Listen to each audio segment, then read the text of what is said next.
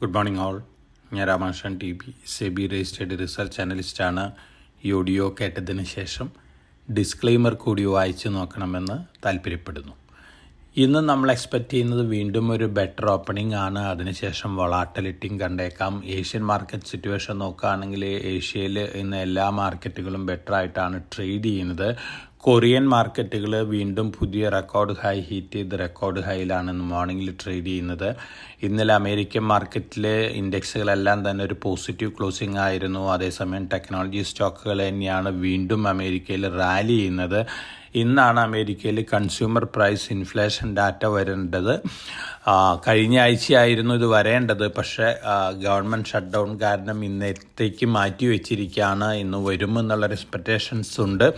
അതോടൊപ്പം തന്നെ അടുത്ത ആഴ്ചയിൽ US ഫെഡിൻ്റെ പോളിസി ഡിസിഷൻ മീറ്റിങ്ങും ഉണ്ട്. അപ്പോൾ തീർച്ചയായിട്ടും അമേരിക്കൻ മാർക്കറ്റുകൾ ഒരു പോസിറ്റീവ് ടെറിട്ടറിയിലാണ് ഇപ്പോൾ ട്രേഡ് ചെയ്തുകൊണ്ടിരിക്കുന്നത്. അതേസമയം ട്രംപും ചൈനീസ് പ്രസിഡന്റും തമ്മിലുള്ള മീറ്റിംഗ് അടുത്ത വ്യാഴാഴ്ച ഉണ്ടാകും. അതിന് ശേഷം ട്രേഡ് ഡീൽ സംബന്ധിച്ചുള്ള അനൗൺസ്മെൻറ്റുകൾ ഉണ്ടാകും എന്നുള്ള റിപ്പോർട്ടുകളൊക്കെ ഉണ്ട്.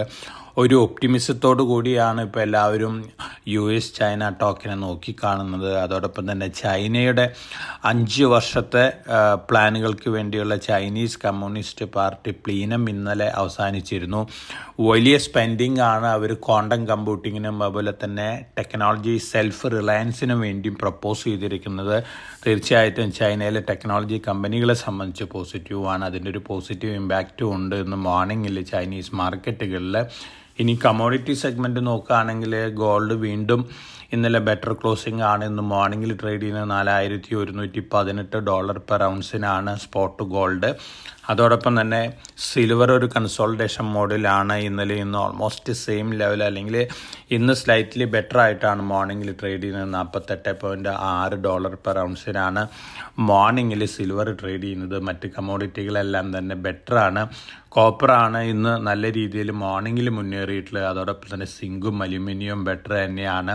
ബ്രൻഡ് ക്രൂഡ് ഓയിലും ബെറ്റർ ആയിട്ട് തന്നെയാണ് ഇന്ന് മോർണിംഗിൽ ട്രേഡ് ചെയ്യുന്നത്. $65.5 പെർ ബാരലിനാണ്.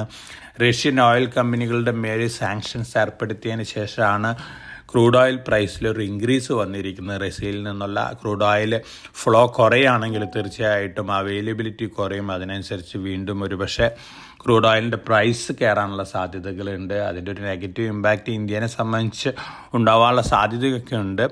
എന്നിരുന്നാലും നമ്മളെ സംബന്ധിച്ച് നോക്കുകയാണെങ്കിൽ മറ്റ് എല്ലാ ന്യൂസ് ഫ്ലോസും പോസിറ്റീവാണ്. ഇന്ത്യൻ റുപ്പി ഇന്നലെ US ഡോളറിന് അഗൻസ്റ്റ് ആയിട്ട് 87.94 രൂപ പെർ ഡോളറാണ് ക്ലോസ് ചെയ്തിരിക്കുന്നത്. ഓൾമോസ്റ്റ് ഫ്ലാറ്റ് ലെവലിലാണ്. ഇനി നമ്മൾ ഡൊമസ്റ്റിക് ന്യൂസ് ഫ്ലോസ് നോക്കുകയാണെങ്കിൽ Q2 റിസൾട്ടുകൾ ഇന്നലെ പുറത്തു വന്നിട്ടുള്ള റിസൾട്ടുകളെല്ലാം തന്നെ ബെറ്റർ ദാൻ എക്സ്പെക്റ്റേഷൻസ് ആയിരുന്നു.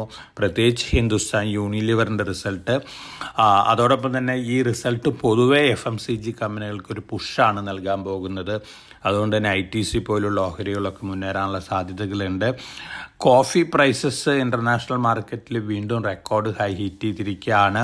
പ്രത്യേകിച്ച് അറബിക്ക കോഫി ഏറ്റവും കൂടുതൽ ഏഷ്യയിൽ പ്രൊഡ്യൂസ് ചെയ്യുന്നത് കഫേ കോഫിയുടെയാണ്. അതുകൊണ്ട് തന്നെ ഒരു പോസിറ്റീവ് ഇമ്പാക്റ്റ് കണ്ടേക്കാം. അതുപോലെ തന്നെ CCL പ്രൊഡക്ട്സ്, ഈ 2 കമ്പനികളാണ് കോഫി റിലേറ്റഡ് രംഗത്ത് മുന്നിട്ട് നിൽക്കുന്നത്. അതോടൊപ്പം തന്നെ ടാറ്റ കൺസ്യൂമർ പ്രൊഡക്ട്സും ഉണ്ട്. അപ്പോൾ ഈ 3 സ്റ്റോക്കുകളെ സംബന്ധിച്ച് ന്യൂസ് പോസിറ്റീവ് തന്നെയാണ്. അതോടൊപ്പം തന്നെ ഗവൺമെൻറ് 79,000 കോടി രൂപയാണ് ഡിഫൻസ് സ്പെൻഡിങ്ങിന് വേണ്ടി അനൗൺസ് ചെയ്തിട്ടുള്ളത്.